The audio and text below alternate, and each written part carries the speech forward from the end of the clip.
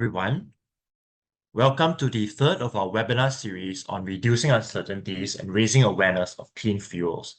We are pleased to present today's webinar focused on medium-duty trucks with Devin O'Grady, Fred Ghatala, Bruce Winchester, and Maike Althaus. Before we begin, I would like to acknowledge that the work we do spans across many nations. We acknowledge the space our organization is headquartered in includes the traditional territories of the Blackfoot Confederacy. The lands are also home to the Métis Nation of Alberta. We share these acknowledgements in a spirit of truth, justice, and reconciliation.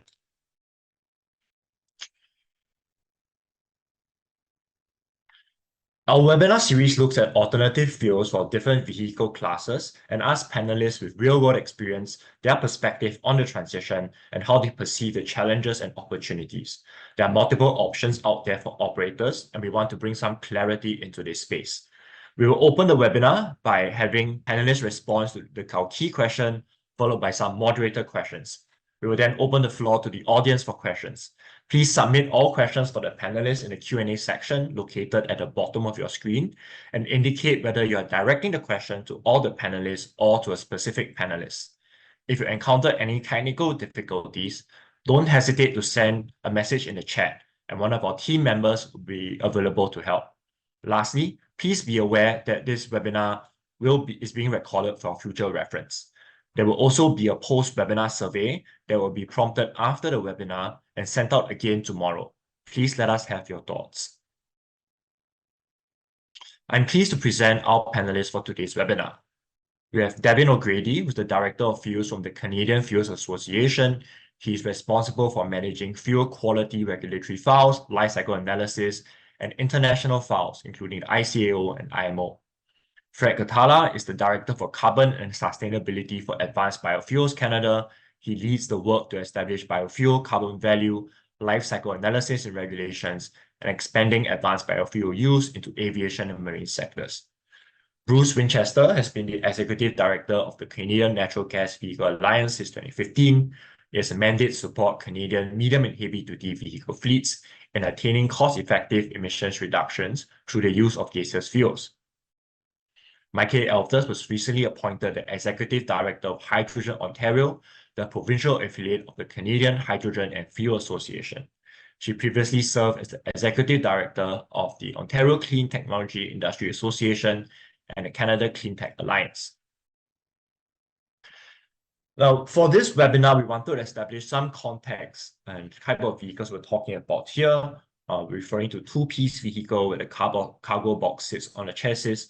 According to our modeling and our understanding of the industry, we believe that about 65% of medium trucks could be electrified today, or a situation where it's viable because of their vehicle weights, they follow a routine schedule, and often park in the same location at predictable times. This leads me on to the key question for today's panel, which is, given our modeling and our findings, what is the role of alternative fuels during the transition? How can alternative fuels decarbonize the remaining portion of medium trucks that are hard to electrify? I would like to ask Devin to start us off, please. Thanks very much, and thanks to Pembina for inviting me here today to be part of this discussion. Maybe just quickly for those of you who aren't aware of who the Canadian Fuels Association is. So CFA, we represent both the conventional fuel refiners, suppliers, and biofuel producers across the transportation fuel value chain. And so as we transition our energy systems, we firmly believe that liquid fuels will continue to play a vital role in the energy mix to come. And that's for not only ICE vehicles, so including light and medium and heavy duty, but also aviation and marine as well.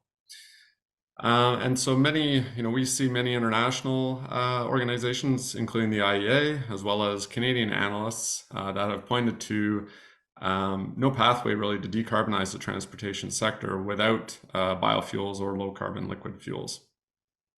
And so our members are responding to that challenge today. We're seeing, greater production now of renewable diesel, with some of the first production having come online just late in 2023, and then just a couple of weeks ago, we have Bria out in Newfoundland have announced they've started production as well. So we think, especially when we look at the medium truck segment, which is powered predominantly by diesel today, we see a significant opportunity to leverage the existing infrastructure, as well as the fleet and engine compatibility that's already there, to transition to higher blends of biomass-based diesel. So whether or not that's biodiesel, renewable diesel, or even through refinery co-processing, that can lead to renewable content in the diesel stream. And I think we already have an important piece of regulatory framework that exists as well, which is the clean fuel regulations that send that demand signal for greater blend content of these biomass-based fuels. We are looking, for additional support side measures that would create a level investment playing field with the U.S., as we've seen their kind of significant Inflation Reduction Act that came into effect, and the economic driver that is being put forward there. And so we're looking for something equivalent in Canada to really grow the domestic production of these important fuels, as I said, as we see a great role for them today and into the future as we look to decarbonize the transportation sector. So I'll leave it at that. Thanks. Thank you. Fred, if you wanted to contribute. Thanks a lot, Hongyu. Thanks to Pembina for having myself and Advanced Biofuels Canada present. I broke the rules and brought a few slides. I think you're going to put those up. So this is follows up on some of the comments that Devin actually made, which are around the use of liquid fuels in transportation. So this is a slide that comes from Advanced Biofuels Canada's Biofuels in Canada report that is conducted by Navius Research. So what this shows is during the time period 2010 to 2021 across Canada, this is the wholesale, or this is the cost impact of using low carbon intensity fuels. This includes gasoline and diesel, but it's useful to compare both of them. So anything that's below the x-axis is cost savings. Anything that is above the x-axis is a cost. So you'll see gasoline and diesel, ethanol being currently cheaper than gasoline, diesel, renewable alternatives to diesel like renewable diesel, and biodiesel being slightly more expensive than diesel. What this shows is that on the balance, Canadian consumers or fuel users have paid 0.01% for the increased use of renewables in their transportation fuel mix. And on, I think, the next slide, you'll see that there's about 7.5 megatons of greenhouse gas reductions that are coming from low carbon intensity fuels. This shows the growing participation of low carbon intensity fuels since the study series began in 2010. You'll see the increasing predominance and use of renewables in diesel. That light gray chart is biodiesel and renewable diesel. So you've seen, what started as primarily a biodiesel-based industry has largely grown to include increased renewable diesel, and that makes a lot of sense. It's a fuel that completely drops in, is completely miscible with fossil diesel, doesn't have oxygen in it. So even though it doesn't have, as high of greenhouse gas reductions as biodiesel, doesn't have all of the air quality benefits, it can be used in large blend percentages because it is essentially paraffinic diesel. So that 7.5 megatons of GHG reductions are in vehicles that use internal combustion and switching the fuels that are in those vehicles. And if you could go to the next slide. So this is a chart that goes from 2020 to 2050 and shows an expected participation of energy dense low carbon fuels in Canada's journey towards net zero. Navius estimates a 4 to 10-fold increase in demand for energy-dense, low-carbon fuels, and that these fuels are quite key to decarbonizing non-road and heavy-duty vehicle travel, which, of course, we're talking about medium-duty box trucks that have, a duty radius that is like 100 or so kilometers. Liquid low-carbon fuels are quite important to decarbonizing the vehicles that have not yet transitioned to other less GHG emitting sources, and we see a role for that increasing as we progress towards 2050. The map slide that is in the order just gives a current snapshot of where the industry is at and where it's going. We're seeing an additional 4.7 billion liters of new clean fuel production capacity being built now. We're seeing an expansion in domestic feedstock production to supply multiple markets, a portion of which is energy, through the expansion of oilseed canola crushing, much of that happening in and around Regina. Of course, this is definitely not only a lipid or oleochemical based industry. We see feedstock expansion occurring in the lignocellulosic or forestry residue spaces, with projects in and around Prince George, projects in Quebec that are seeking to unlock the energy value of lower value feedstocks, because decarbonization will require it'll require the transition from agricultural plant-based waste feedstocks to a lot more sources of biomass that Canada can sustainably provide. And I think that's it. I think this is kind of interesting to go backwards, but we had a logo slide. Our members are supplying many of the fuels that are available and used under low carbon fuel programs in Canada and the US, with approximately 34 billion liters of installed production capacity that runs the range from ethanol, biodiesel, renewable diesel, sustainable aviation fuel, biomarine fuel, and associated co-products. So back over to you, Hongyu. Thank you. Bruce? Well, thank you, Hongyu, and thank you all, the rest of you, for joining. Look, I think when you look at it, the simplest and best way to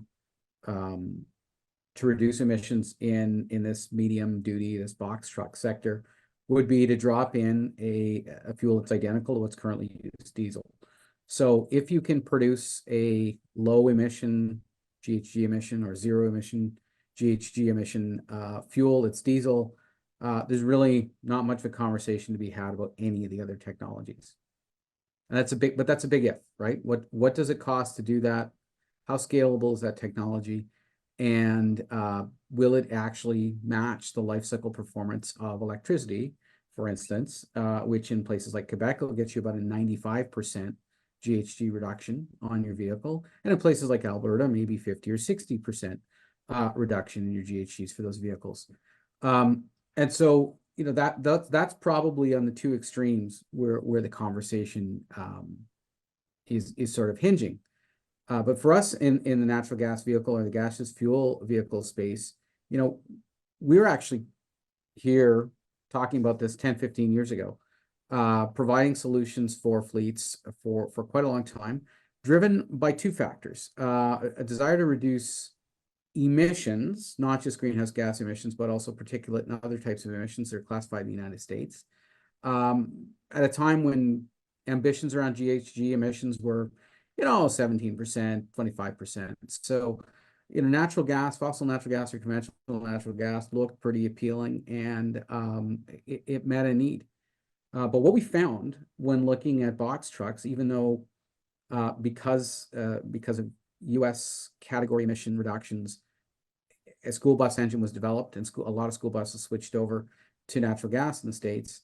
The idea of a box truck just didn't have a very strong business case to recoup the cost of paying for a more expensive vehicle, and then putting into that vehicle a fuel that cost as little as a third to a half the price of diesel at the retail level. You still had a hard time recouping that business case. And that, you know, has caused our industry for the most part to look at higher fuel burn applications like transit and refuse, and of course Class 8 trucks. We've now evolved into sort of similar space that the conventional diesel industry is in, where in California, most of the vehicles operating on natural gas are operating with a, roughly speaking, net zero emission profile through the use of renewable natural gas. So what we've seen, interestingly enough, is kind of a revised interest in box truck applications, where fleets are facing a degree of pressure around the need to show progress on getting to zero emissions, and where they've, you know, sort of looked at CNG technology mated with available RNG as a way to get there. And we believe that it's a significantly appealing option. The business case for CNG is not great in box truck, but when you start to add in some of the clean fuel regulation opportunities and some of the sort of external impetus or willingness to pay a little bit more to get those emissions, a move to CNG and RNG is starting to catch the attention of fleets, and they're looking at it. It's going to be somewhat challenging in the marketplace because some of the technologies are a little less good than others, and it's not as easy to do as would be the case with a Class 8 or a refuse truck or even a transit vehicle to kind of get your hands on the vehicle. But we think that there is some potential in the market for that, and that's sort of, if you think electrification can take you 65% of the way, natural gas and RNG become part of that other 35%, or maybe just part of a whole movement. You know, what percentages don't matter. A whole movement toward lower emissions in that segment of medium duty use. And so you know, ultimately, what's driven the market to this point has been the business case. And what will drive the market forward will always include the business case. And the question is to what degree is government policy also going to play a role? Are we going to see mandates? And if we see medium and heavy duty mandates, I dare say they will skew heavily toward things like light duty plus and box truck applications. And while I don't agree with the idea of mandates, I do see how that analysis can be made. We can have a longer conversation about where we're going to get the electricity to power these vehicles later on down the road, but that all depends on the speed and pace of the transition and what jurisdictions and where fleets are operating. But bottom line is going to be, what's the business case? All right, thank you. And last but not least, Maike. Yeah, thank you so much, Hong-Yu, for the invitation to this panel. And I know we're kind of already in the middle, but I'd like to take a step back and tell the audience who I am, we are. So Hydrogen Ontario is part of the Canadian Hydrogen Fuel Cell Association, and has about 80-90 members right now, really spanning the entire hydrogen value chain. And our mandate is to advocate on behalf of the hydrogen sector and to make connections that enable and translate into business. All right, so regarding the question on the screen, and again, one step back here. So in my perspective, it's not an either or case. I think there is a case to be made for different fuels, including batteries. Now, if it comes to, or when it comes to hydrogen, so we see a lot of companies, both in the US and in Canada, already at least thinking about it, if not actively using it, such as Walmart and Amazon and Canadian Tire over here in Loblaws. So why is that? So I think it makes sense for several reasons to transition to hydrogen in these cases. One, a lot of these companies already have hydrogen infrastructure because they are using hydrogen forklifts. So to transition from hydrogen forklifts then to the use of hydrogen in medium trucks is not as difficult. That's one point. B, retrofitting from an truck that it has an internal combustion engine to a hydrogen fuel cell is also not that difficult. Yeah, so then there's also dual fuel technology that could be useful. So the combination of an ICE and a fuel cell. So DTI and Hydra are doing that, for example, which is an option. And then if we make the case for hydrogen in these trucks, I do think it makes sense in cases where time is money. So downtime needs to be reduced. So for example, if we think deliveries and transitioning to hydrogen might make fast, quiet nighttime deliveries, around the clock deliveries possible. The fuel time is very fast. It's quiet. Yeah, so that's definitely a use case, not just in the transition period from my perspective. Okay, thank you. Once again, I would like to remind our audience that the floor is open for questions. Please type them in the Q&A section. Thank you once again for being part of this webinar. I wanted to follow up on the conversation, the great conversation that we just had, which is, I think for this category of vehicles, we can think about alternative fuels in two ways. First, as a transition fuel, which maybe, and please feel free to disagree with me, applies to the biofuel element, where we recognize that most diesel use will go down, but we need to reduce carbon intensity of the diesel that is in use. And alternative fuels is a long-term solution, which I believe Maike was just talking about in terms of fuels that maybe are part of a net zero future, right? And there, we have renewable natural gas is a bit of uncertainty about which bucket it belongs to, one, both, neither. So I think I would like to pose this question to the panel as well, and maybe provide a bit more detail about where they think the fuel lies within this, and some ideas about different vocations and different applications for the fuel.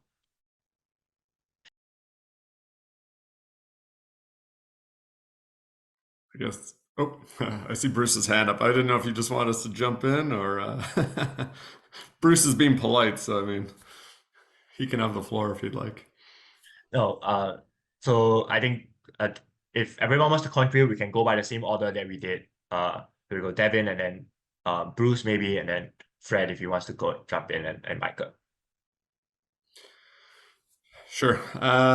So I think you're kind of asking around long-term ability or long-term suitability for some of these fuel types and different applications there.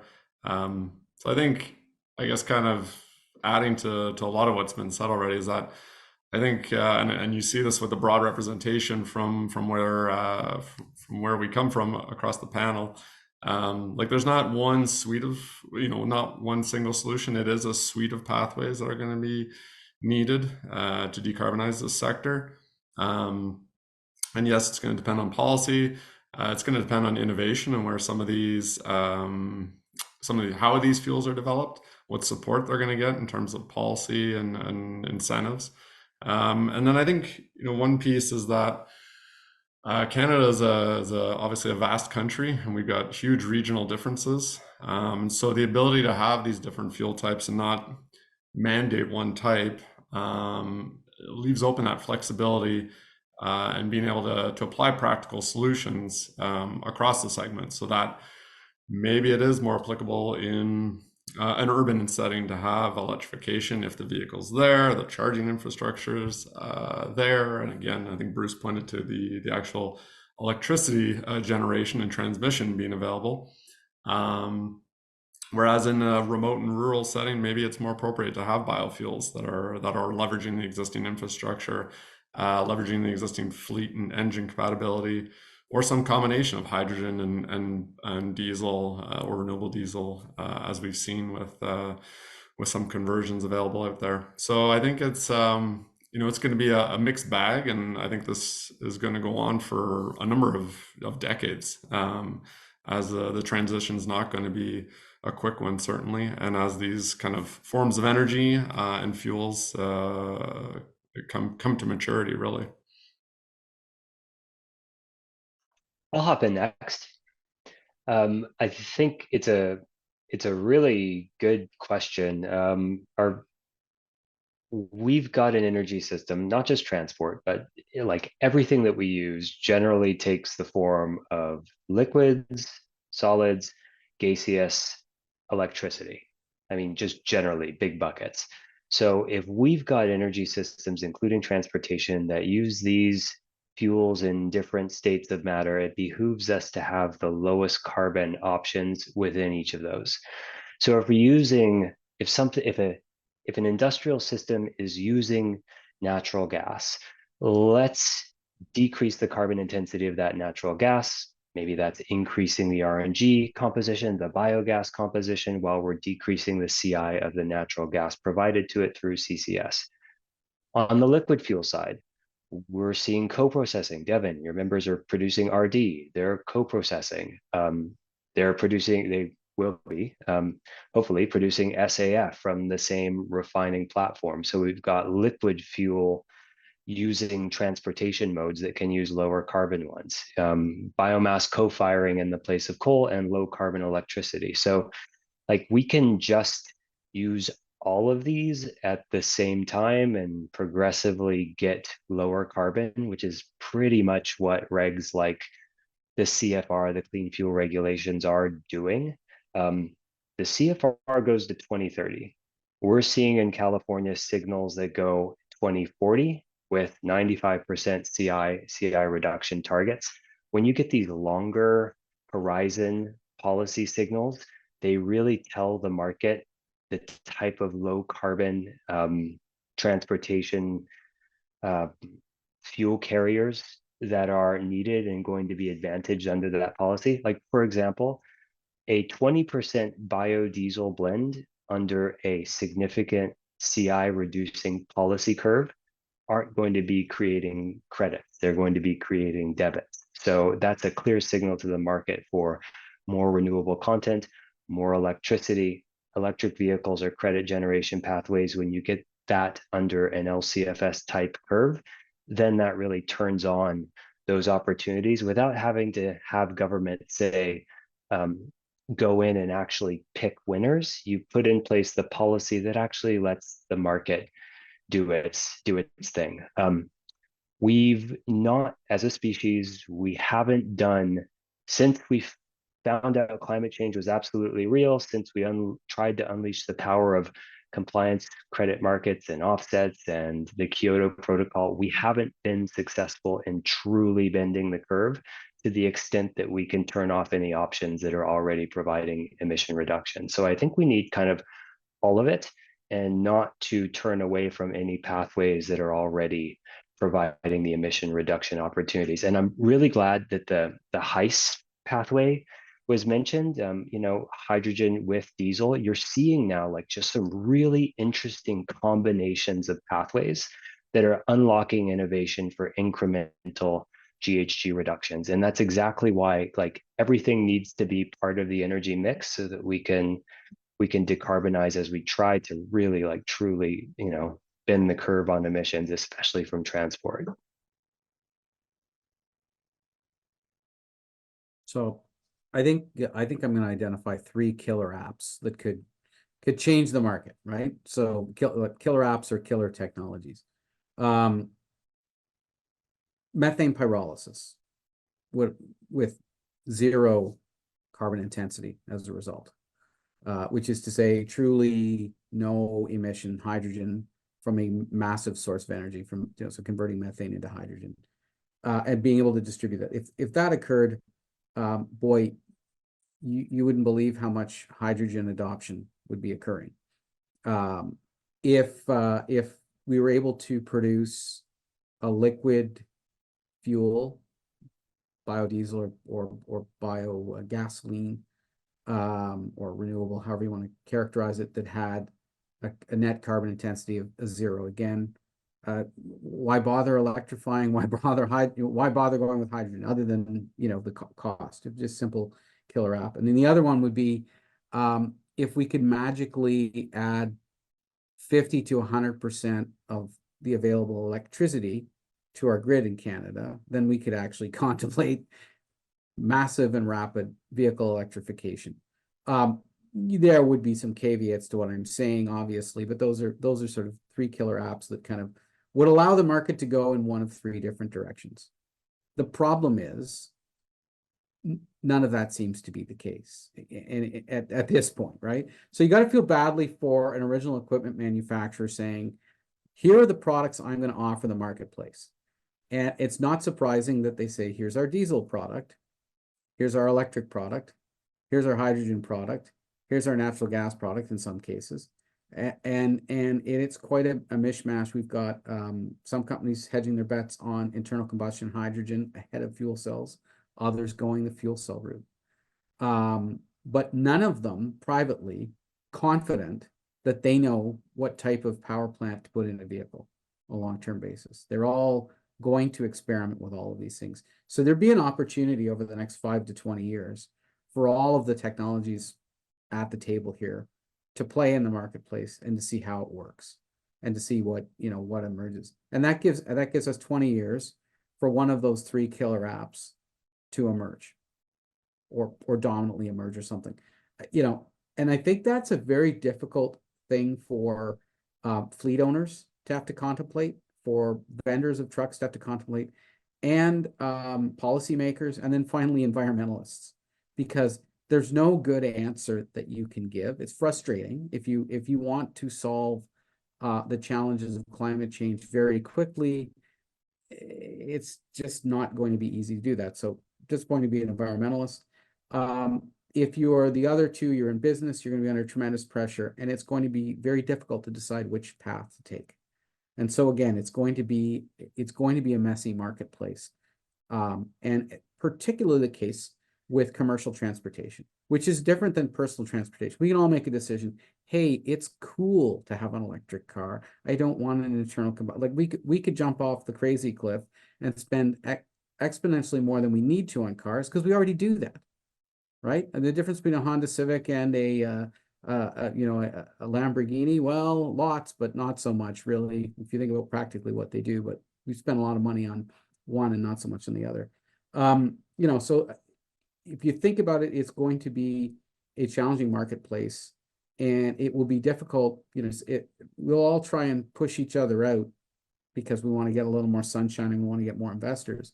But at the end of the day, all of these technologies here on this panel are going to be playing in this space in varying degrees over the next little while. And it's going to be hard work to make them work.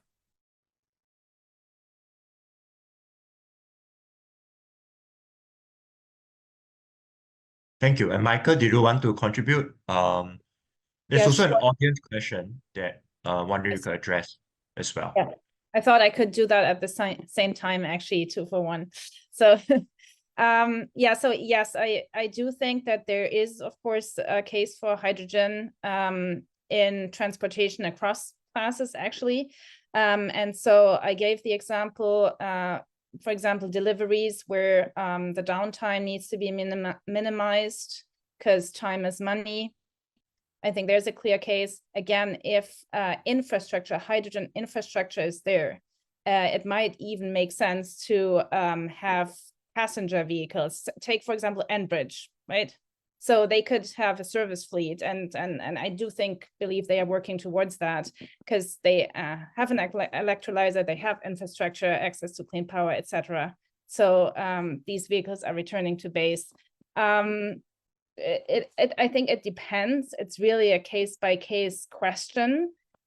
depending on the business model and of course other cost factors.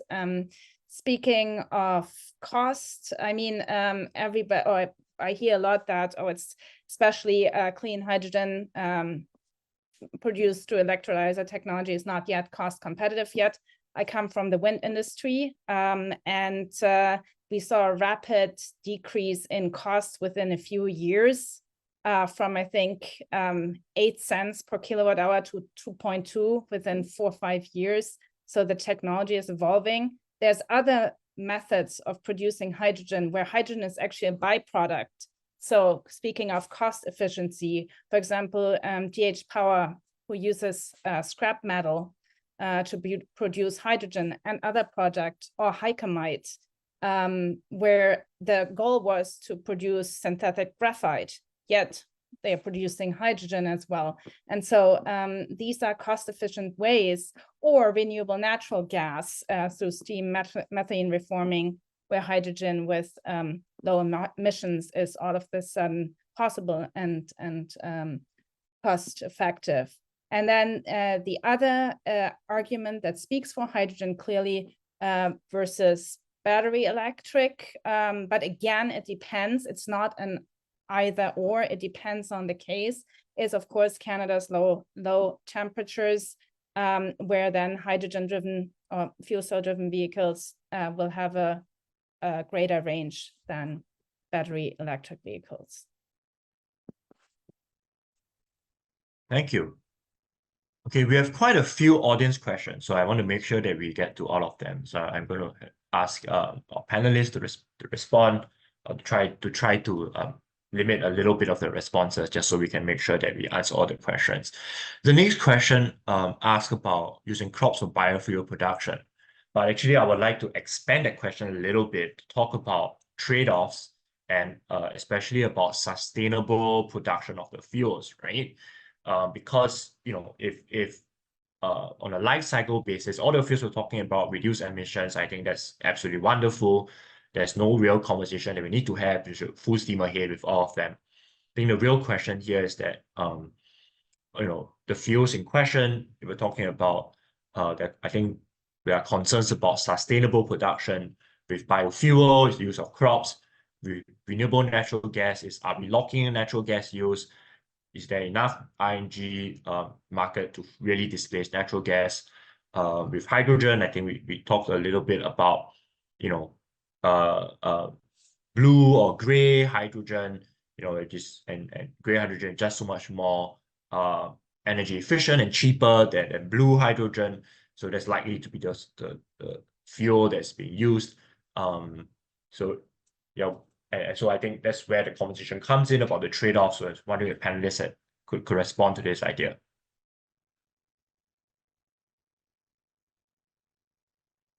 Well, I'll jump in first. Yeah, there's more than enough renewable natural gas to cover off the number of natural gas vehicles that I expect to see in the marketplace. Will that RNG be used for that purpose? Will other applications try to use it? Will there be mandates and other things that interfere? I don't know.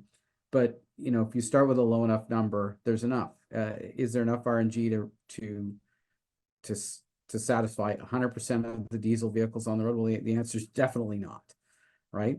I'm just not that kind of a liar that I'm going to say otherwise. But you know, I think one of the challenges will be around sort of an arms race around the feedstocks, because I think the non-crop related feedstocks, because the sort of the origin of the question was that around crops, is the non-crop feedstocks can be used to make a number of different renewable fuels. You can turn them into RNG. You can turn them into a liquid fuel. You could turn the RNG into hydrogen, right? So the question then becomes, how does that arms race play out for those kinds of feedstocks, those waste stream feedstocks? And I wouldn't want to say anything at this point that would stymie that, because the reality is not enough of those energy sources are being turned into energy. Too much methane and other greenhouse gases are currently being vented as a result of waste. There are too many inefficiencies in the way we collect waste and deal with waste in Canada, that we're missing an opportunity to reduce emissions there. So obviously we need to go after that, and obviously we need to encourage all the technologies to tap into those. But at the end of the day, there's a limited pool of those feedstocks, and other feedstocks are going to have to come into play, depending on how things develop. And it becomes speculative. A lot of people talk about synthetic methane, where you take some hydrogen that you have and you combine it with some carbon that you've been capturing elsewhere, and you make a synthetic methane molecule, which when you burn is theoretically a zero emission molecule, because you're sort of closing a carbon cycle or something like that. There's a lot of different technologies being talked about and being considered, and we'll have to see how some of them develop, because they could start to bend and shape that marketplace.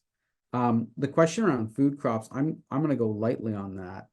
I think we could, in Canada, I think we could probably cultivate a lot more agricultural land than we currently are, without a major negative environmental impact in terms of indirect land use change. Like, there's a lot we could do to manufacture more sustainable biofuels, be they liquid, gaseous, or otherwise, to sell and export to an energy hungry world.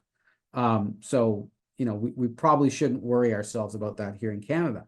Where we might need to be a little more concerned is what's getting imported in the marketplace and what effects that's having on other countries, because there are some really inexpensive fuel products that are available, renewable type fuel products in the market, that may not have the best environmental effect globally, and may be contributing to larger global environmental problems. And I think we need to have a bit of a reckoning on that. But I think it would be silly to say to a Canadian audience, oh, if we develop our domestic biofuel industry, we're putting crops and food in jeopardy. No, I think we could probably double or triple agricultural production in Canada without any serious environmental impacts. It's a great question proposed by the attendee. Does the use of crops for biofuel production not compete with crops for food? It's worth many webinars in itself. There are many webinars on this specifically. It is, as long as we're producing biofuels, we will have to answer this question. So it's a good one. Renewable fuels, especially renewable fuels from agricultural commodities, permit the agricultural supply chain to produce in excess of food demand. If the only market for agricultural commodities was food, if there was production that was in excess of that, it would drop the price of those commodities. That would put a lot of developing country farmers out of business. We would have oversupply, lower prices, decreased production. So there's a view of this that says renewable fuels produced from corn, soy, canola, rapeseed, sunflower, you name it, actually help to insulate the food supply chain from a market that swings wildly based solely on consumption. So that's one approach to it. The second one is that it's very, just the concept of food is, so big. Take corn ethanol, which is generally, when people talk about food for fuel, that was the supply chain that they were talking about, like corn ethanol. We're taking all of this corn out of the food supply.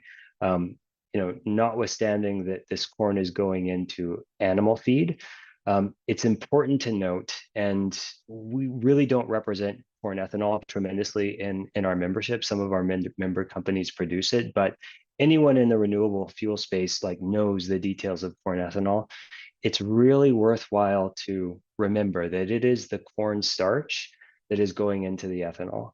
Corn starch is not something that is fed to cattle. It's very problematic for cattle to eat that much corn starch. It's really the protein that is the key thing that feed corn is used for, and the starch is in many ways a byproduct of it.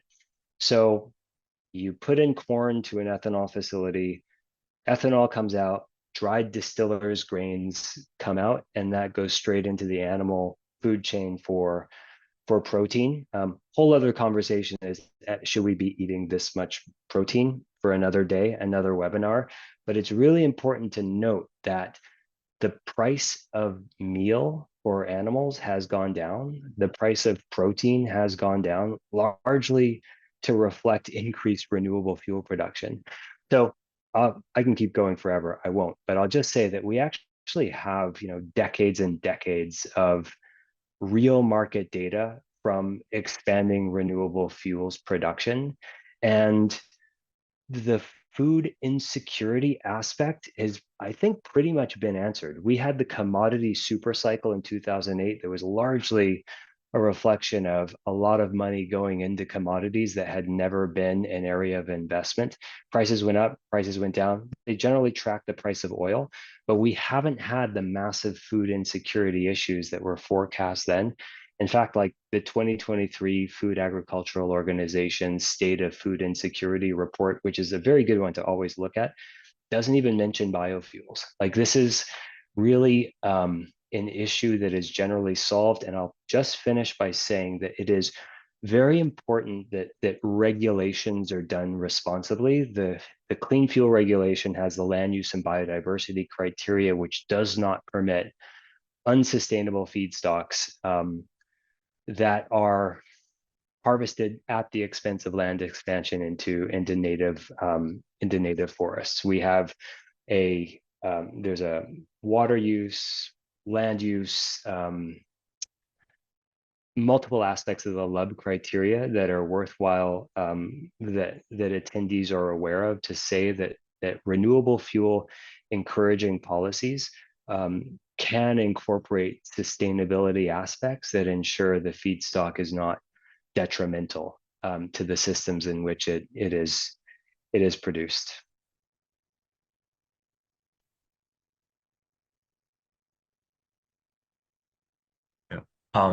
Sorry, if I could just ask Michael to address the hydrogen question, and then because I do want to move on to the other questions as well. If Michael, you could just quickly address that. I know we've already talked a little bit about the hydrogen issue. Yeah, I thought I'd move away, of course, from biofuels and tackle an attendee question regarding, I think, harvesting the windfall opportunity in critical mining. Because I see there's actually a parallel to hydrogen that I'm seeing. In that, if we think, so again, I'm not an either or person, and if we think whether electric vehicle EV battery production or hydrogen, should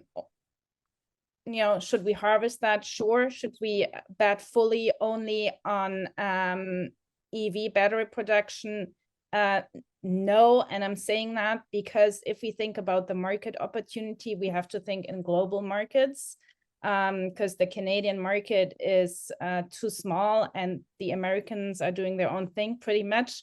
So, and if we think what, for example, Europe needs at the moment, that's energy independence, and that encompasses both hydrogen from clean power and batteries, critical minerals. So hopefully that answers that question that is actually hard to answer in a few minutes. Yang Yu, if you wanted me to go somewhere else, I'd be happy to. Yeah, I guess if you could address the next question coming up, which is so we talk about the fuel side, but of course there's the OEM side, and the OEMs have to produce commercially available vehicles, right? And so the focus right now is on EVs. What about I guess I would ask Bruce and Michael, what about the natural gas? What about the hydrogen? In terms of vehicles? Yeah. Yeah, I don't. So one of our members, ITD, just announced a collaboration with Nikola, basically as the sole retailer for actually hydrogen fuel cell trucks. So there is a market opportunity they are seeing there. it's technologically feasible. Hangyu, I don't know if you can, what aspect did you want me to drill in further? So there is demand. Okay. They have off-taker agreements. Initially, I mentioned Canadian Tire at the beginning. I mentioned Loblaws. There are others. So there is a business case clearly, and the technology is there.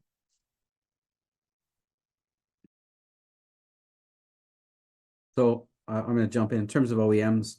You know, Peterbilt has a smaller box truck that's available running natural gas, which of course you could run RNG in. There's lots of conversion kits for the 6 and 5 liter gasoline engines that have been used in a lot of the box trucks as well. Not as good a technology as the OEM engine. And there's some 9 liter engines that can also be put into box trucks, larger box trucks as well. So, you know, the technology for gas and RNG is out there.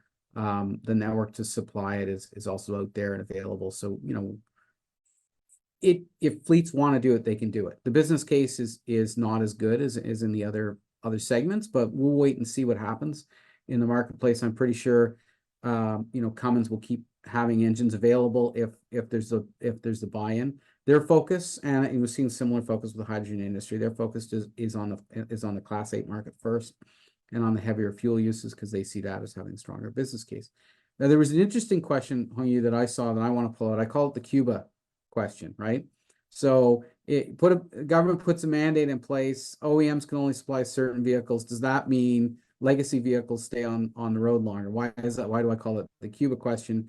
Well, something happened in 1960, and Cubans could no longer get American cars in the marketplace, and they have the most exquisite selection of very old vintage 1950s American cars that are still operating in Cuba. Now, it's certainly not the majority of the cars, but it's a surprisingly large cottage industry that kept those vehicles going. And why is that interesting? Well, 1950 is nearly 70 years ago. That's an awfully long time for some vehicles to hang on.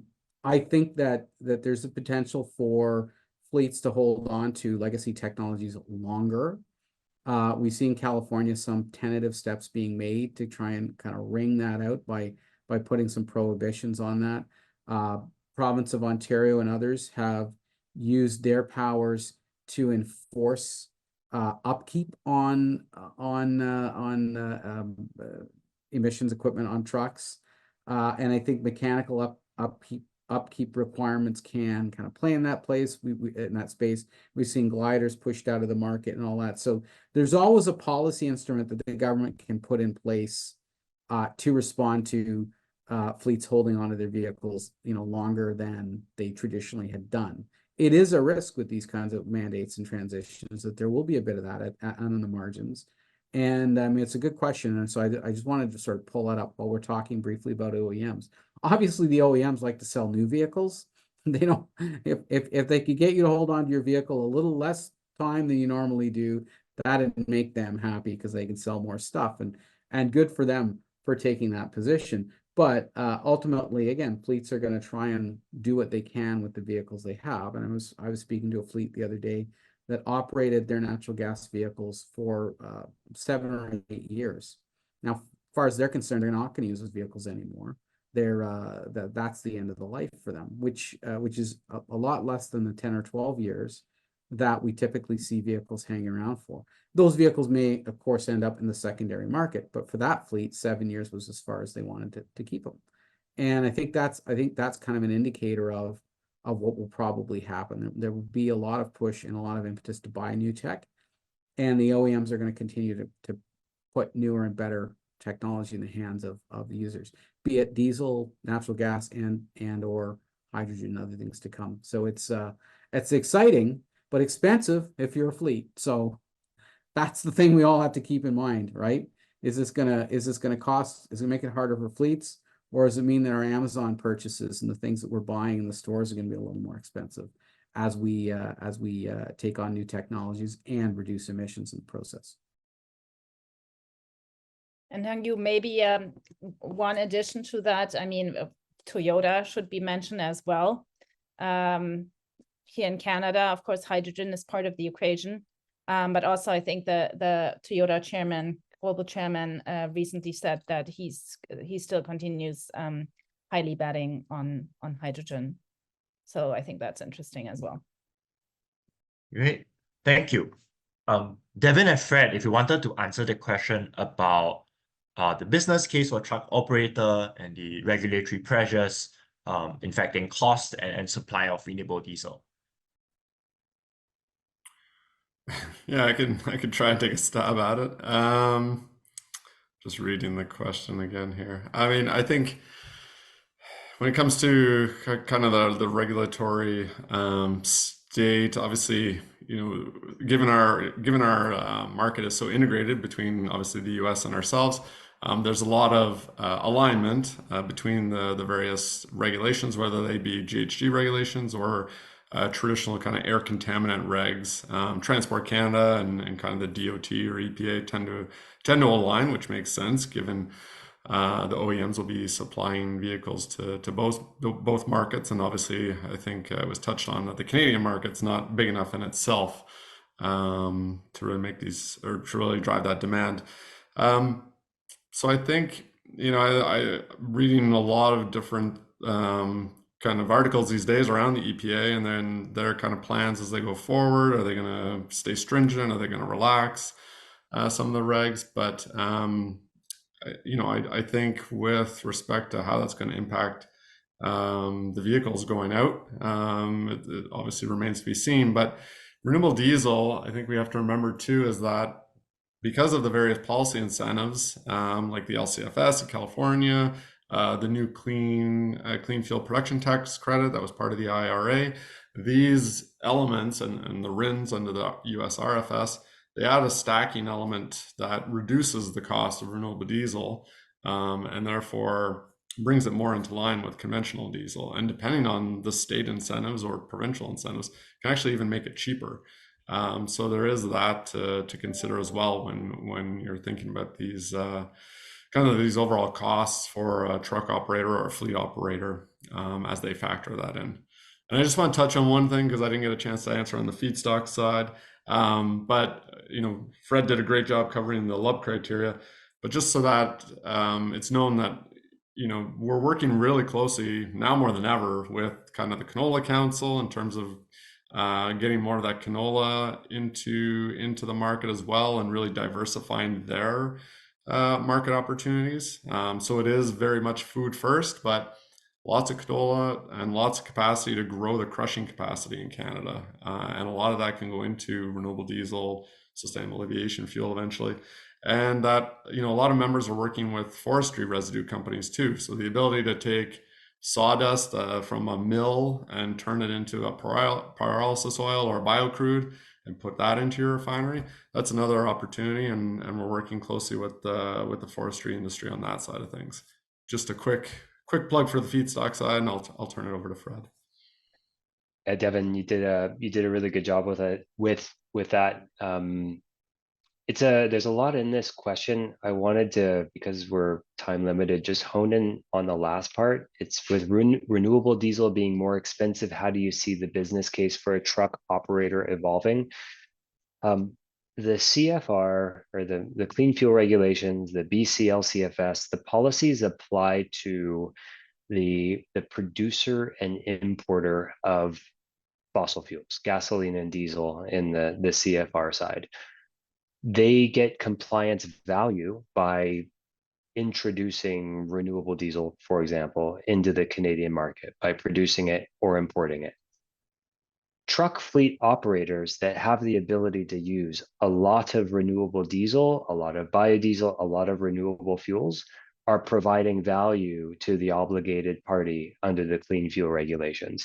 So Devin mentioned the credit stack. We put it at 100% renewable fuel. So say 80% renewable diesel, 20% biodiesel. That's creating nearly $2 per liter of compliance value. And you'd say, wow, those blends are really high. Maybe. I mean, California's got 60% renewables in its diesel now.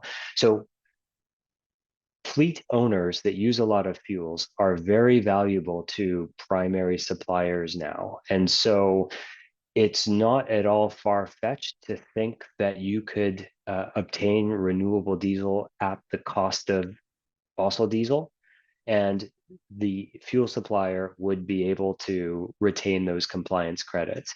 So the way that the CFR actually places the obligation on the fuel supplier makes it a lot more cost competitive for the end user to use that lower carbon fuel, and not have to pay a huge premium for it because the regulatory obligation is placed elsewhere. A long-winded way to say that a well-designed policy actually reduces the cost to end users, and that's true with trucking fleets, that's true with families and minivans filling up with gasoline that has low carbon gasoline blended in with it, and it's especially true with aviation users. Great. Thank you so much for that. And on that note, I'd like to conclude today's webinar. Once again, I'd like to thank the panelists for their participation and invaluable insights and input into this process. We'll be sending out a survey with some questions after this webinar. Please feel free to fill it in and let us know any feedback you have. Feel free to reach out to me as well if you have any thoughts or questions after that.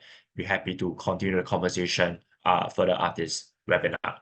So once again, thank you. Our last webinar in this series will be held on Friday, focusing on regional hall at 1 p.m. Please sign up if you haven't done so, and if you need an invitation, please let me know as well. Always happy to chat. Thank you very much.